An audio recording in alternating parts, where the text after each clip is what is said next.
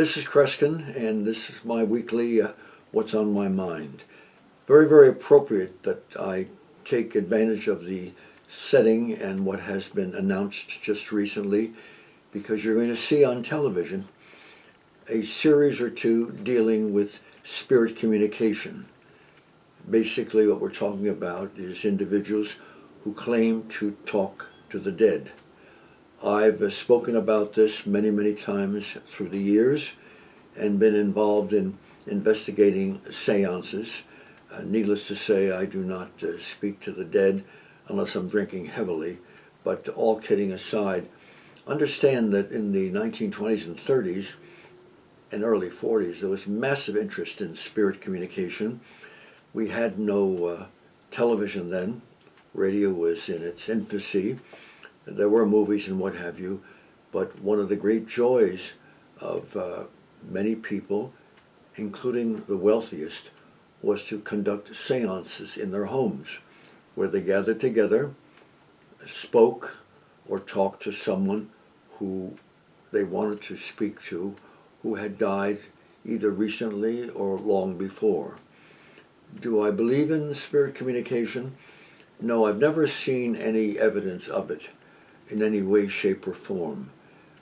But you understand that in the 1920s, one man, Harry Houdini, was almost making a second living because he was investigating and exposing fake mediums, which were in the thousands all over the world. So many, many people investigated and attended seances who were either curious or didn't particularly believe in such phenomena. Today, because of the pandemic and settings that's taking place and the tragedies around us, you're going to see a renewed interest in spiritism or spiritualism. As I said, one or two series is going to begin in which a spirit medium will attempt to contact the deceased of people who request such, come on the show, however they intend to do it. Now, understand that the fraudulent medium made a tremendous living through the years, one of whom, she just passed away a few months ago, and she, as we've known, certain of us have known, was a extraordinarily profiting, fake, fraudulent medium. But today, we have losses, and we're seeing losses that are almost unexplained. Seeing them on television makes them all the more traumatic. And you're going to have, again, as anyone could predict, a period in which individuals for the next 10 years at least will be seeking to talk to their loved ones or someone that they were curious about and what have you. The fraudulent of spirit mediums in the old days was that things were happening. You had tables moving. You had spirits appearing in the dark. You had voices that were heard. You had color that entered a room. And of course, the trickery after a while became exposed and was common knowledge to highly professional magicians. But at the same time, it gave a very convincing and memorable moment. Now, you're not going to have that so much today because many people, whether they know how it is done or what have you, will tend to see through it.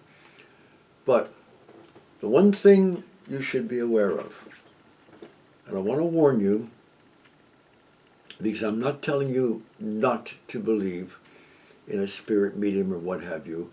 I just have never seen any evidence that anyone has successfully communicated with the dead. But I want to warn you, be careful on monies. Many, many mediums, aside from the price they charge for the seance, suggest that the person who is attending or the family who's attending invest monies in certain ways, and they sometimes will help. This is one of the rackets of the fake medium business, and it's taking advantage of people who are at a loss, who are bereaved, who want to talk to or ask forgiveness. The forgiveness is with a loved one and will be more prone to buy the idea of investing such money. And oh, by the way, one more thing. It's going to be easier for the fake medium to venture and convince his victim, simply because all he has to do is to know the name of the person who's coming to his seance. Of course, that's planned ahead of time, and the arrangements are made. If, however, the individual in calling the medium says, I lost my mother, and the medium says, well, who was the mother? I lost my uncle, he was in a tragic accident. Who's the uncle? The medium, during the seance, could blow your mind, because at a far quicker time and at a more accurate period, by using the internet, that medium could find hundreds of details about an unknown person that they never heard of, who lives in another part of the world. It's being done by spies. It's being done by people who want to break down society, and it can be done by a fake medium.